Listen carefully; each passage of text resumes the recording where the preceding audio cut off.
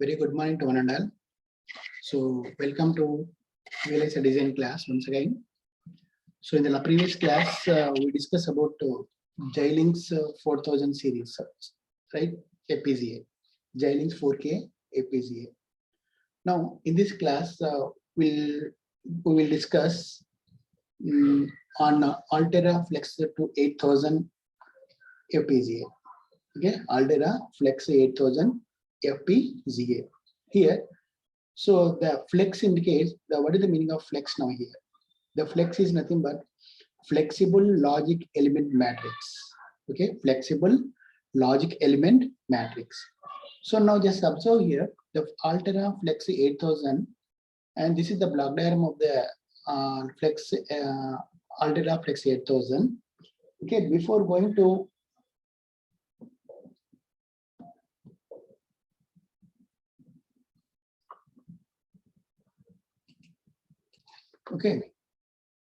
so let's the Altera flexible logic element matrix 8000 FPGA. So it combines the benefits of both erasable programmable logic devices and field programmable logic devices. Okay, it combines the benefits of EPLD and also FPGA, where EPLD is nothing but erasable programmable logic devices. Okay, it combines the benefits of erasable programmable logic devices and also field programmable logic devices. And this family is ideal for variety of applications. Okay, this is basically ideal for variety of application because it combines the fine grid architecture. Okay, it combines fine grid architecture and high register count characteristics of the FPGA. High register count characteristics of the FPGA with high speed and predictable interconnect delays of the FPGA. Okay, so that means just remember here, this family is basically it is ideal for variety of applications. We have different type of applications we can design by using this type of FPGA because it combines the fine grid architecture and also high register count characteristics of the field programmable device gate array with the high speed and also predictable interconnect delays of the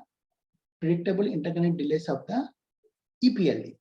Okay, that is erasable programmable logic devices. Okay, that is about the flexible Flex 8000 FPGA. Now let's go. Let us consider the block diagram of this Flex 8000 FPGA. So this Flex 8000 chip basically it consists of 26 to 162 LABs. Okay, it consists of 26 to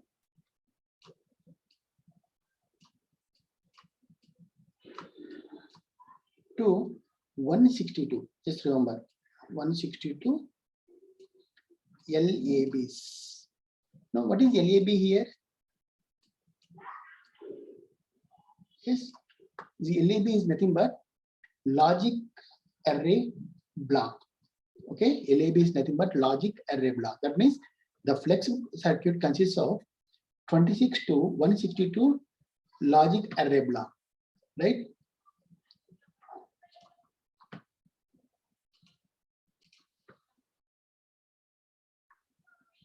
So basically, the flex will consist of 26 to 162 logic array blocks. So these are the logic array blocks. Okay, and these logic blocks are arranged in the form of rows and columns. Okay, rows and columns. Okay, all these LABs are arranged in the form of rows and columns. Okay, and at the same time, we are having each LAB will consist of each LAB. This is one LAB. So each LAB will consist of 8 logic elements. Okay, 8 logic elements. This is one element. This is another logic element. Another logic element like this. So all these are 8 logic elements. Okay. So every LAB will consist of 8 logic elements. So each chip of this Flex 8000 consists of how many number of logic elements now? So every logic array block will consist of 8 logic elements. So totally we are having how many LABs? We are having 26 to 162 LABs. So therefore every logic element, logic array block will consist of 8 logic elements. So totally we are having 26 into 8. Okay, logic elements to 62 into 8 logic elements. That means approximately it is 208 to 1296 logic elements. Totally we are having 2500 to 16,000 usable gates. Okay, totally we are having 2,500 to 16,000 usable gates we are having in the Flex 8000 FPGA.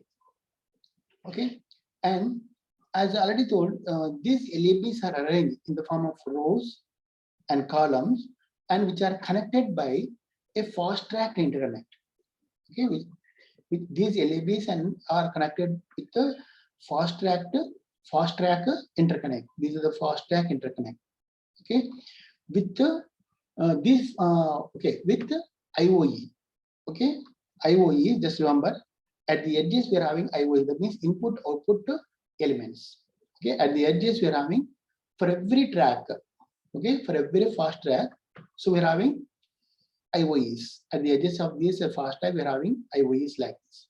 Okay, this is the structure. Now you see at the edge, at this edge we are having IOE, at this edge we are having IOE, and this is another track like this, IOE like this. Okay, like this we are having number of tracks in this case, horizontal direction or vertical direction.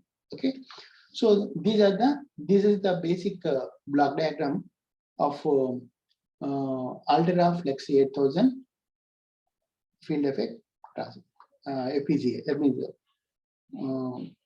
field programmable gate array. Right now let's consider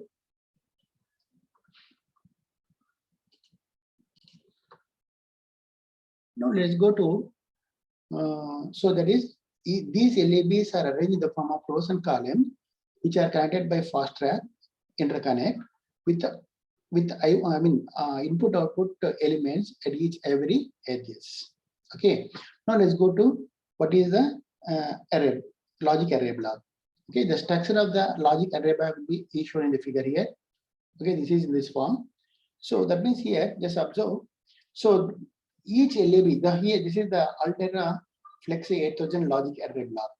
Okay, this is the Flex 8000 logic array block. Each LAB, okay, each LAB will consist of, already we discussed, each LAB will consist of 8 logic elements.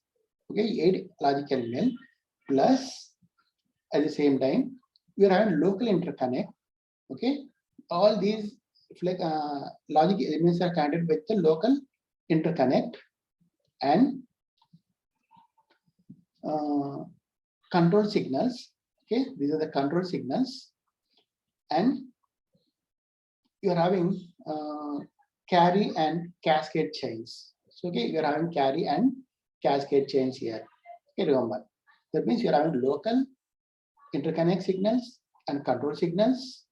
Okay, carry and cascade chains. You are having carry and cascade chains. Okay, that is about the LABs. So that means you are having interconnect like this. Okay, local interconnects. This is the local interconnects in this case, and these are the LAB control signal. These are the control signals. Okay, these are the control signal LAB. Which LAB we required here? So whatever the logic were stored in the particular logic elements that can be controlled by this multiplexer. Okay, so this is about the Flex 8000 array block. Okay, now okay, now let's go to the next topic, that is the logic element. So every logic array block will consist of 8 logic elements, right? So now let us consider what is the logic element. What is the structure of logic element in Flex 8000 FPGA? Okay. So now just observe here. This Altera 8000 logic element, basically it consists of lookup tables. Okay, just remember each LAB. Okay, each logical element basically it contains. Okay, just see, this is the 4 input lookup table. So this is the 4 input lookup table, and also it can produce. That means this 4 variable 4 input lookup table can produce any function of 4 variables, any function of 4 variables, and reprogram, and also the programmable flip-flop. This is the programmable flip-flop, and it can be configured as, okay, it can be configured. We can configure this one as the D flip-flop and T flip-flop and JK flip-flop, and also RS flip-flop. We can program depending upon our requirement. We can reprogram this one. This is the programmable flip-flop. That's why it's called programmable. We can program this one by D and T flip-flop, or JK flip-flop, or SR flip-flop also. Or otherwise you can bypass this flip-flop also. Okay, depending upon the logic that we can apply. So that means we can program the flip-flop. Okay, and also we can reset the flip-flop also. Okay, we can bypass the flip-flop. Okay, directly we can go directly to the output here. Okay, without going to the flip. So, and also it consists of, it has so just remember it consists of clock signals. Okay, it consists of clock signal and clear and preset signal, and basically it comes from dedicated inputs. Okay, it comes from the dedicated inputs, IO pins, and other logic elements. So it also consists of a carry chain. It also consists of a carry chain and also cascade chain. Okay, carry chain as well as the cascade chain. So this carry chain and cascade chain is required in order to implement some other logic functions, right? Now, just this is the structure of Altera Flex 8000 logic element. So once again, so this Altera 8000 logic element consists of 4 input lookup table. So this 4 input lookup table able to produce generate any function of 4 variables. Okay, any function of 4 variables, and also it consists of a programmable flip-flop, so that we can configure this flip-flop into either it may be a D flip-flop, T flip-flop, JK flip-flop, or SR flip-flop, or we can bypass this one from the depending upon our requirement. Okay, and also it consists of clock signals. It consists of clock, clear, and preset signals that can basically come from dedicated inputs as well as the IO pins of other logic elements. Okay, from other logic elements. Okay, so it also consists, and at the same time, it also consists of a carry chain and also cascade chain. Now let's go to concentrate on carry chain. Okay, let's go to concentrate on. Now let's go to carry chain. There is the now just see, this is the Altera Flex 8000 carry chain, and we can arrange this carry chain in the form of a n-bit adder. Okay, it is an n-bit adder. So that means just observe here. So n-bit adder. Okay, so every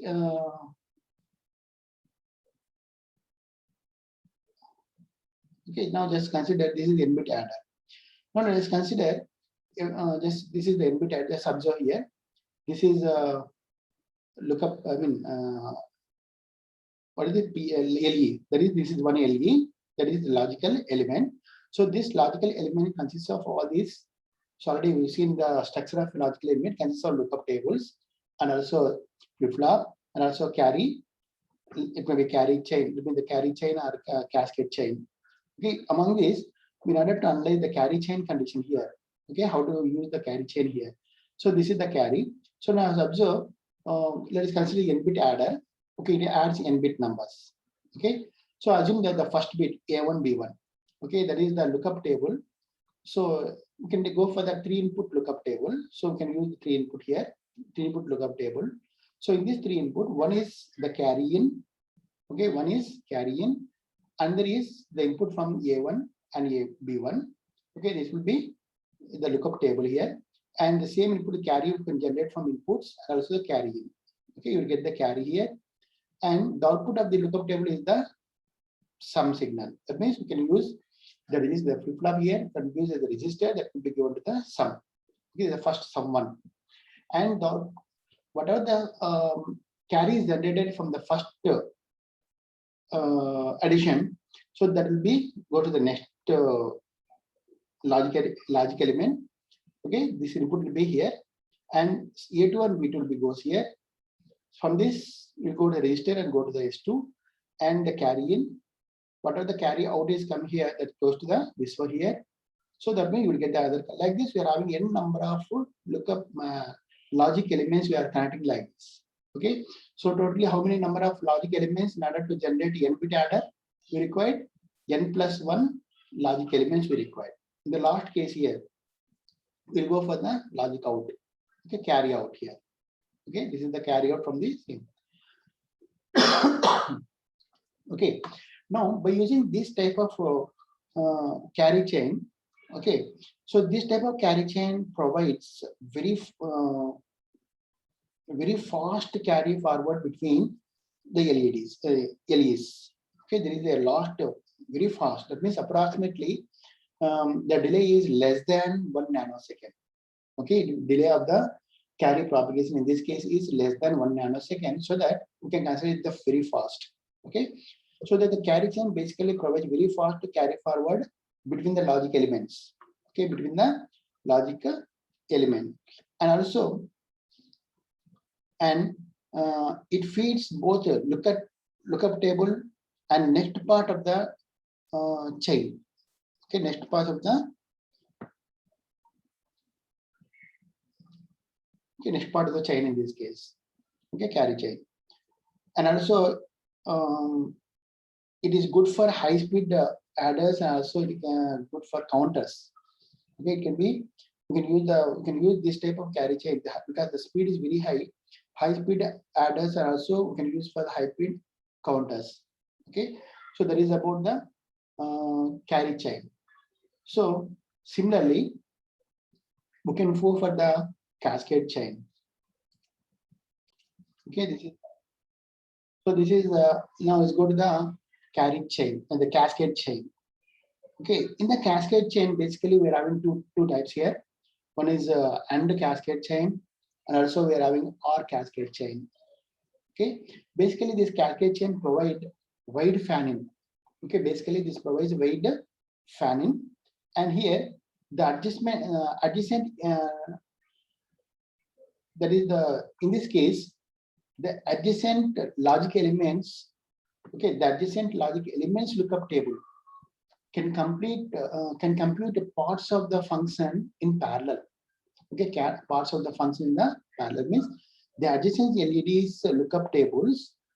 Okay, the adjacent, these are the LEDs. So adjacent values, adjacent lookup table can compute some part of the function in parallel. Then the cascade chain serially connect these connect intermediate values. Okay, the cascade will be generate interconnect. All these will be connected. So that means some part of the function will be generated by these type of lookup tables, and then they can be added. That means cascaded by using the cascade chain. Okay, and also, so here we already discussed this is the two types. In this case, logic AND and logic OR.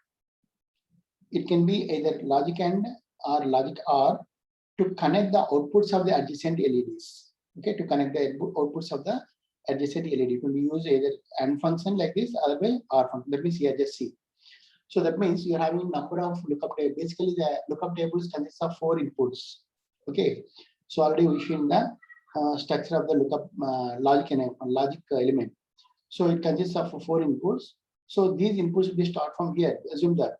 So we required how many number of lookup look LEs we required here. So now in this case, every lookup table requires 4 inputs. So start from 0 to 3, and next one will be start from 4 to 7. So that means here just see the formula here. That is the data. Data is having 4 into n minus 1 up to 4 into n minus 1, starting and ending. So starting is n is equal to 0. First one is 0. So 1, as you get n is equal to 1. So 1 means 1 minus 1 is 0. 0 into 4 is 0. Start from 0 up to the first element, because look, LE is 1. First, this is the first n is equal to 1 we can take. Okay, substituting n is equal to 1 here, so it becomes 0 and this will become 3. So D is 3 to 0, 0 to 3 here. Similarly, this is lookup logic element 2. Okay, logic element 2. So n is equal to 2 here. 2 minus 1 is 1. 4 into 1 is 1. That is 4. Start from 4 to 7. Okay, like this up to n number. Okay, up to n number, n lookup tables we required. So the data we required here is, and the output of the lookup table is going to the AND gate.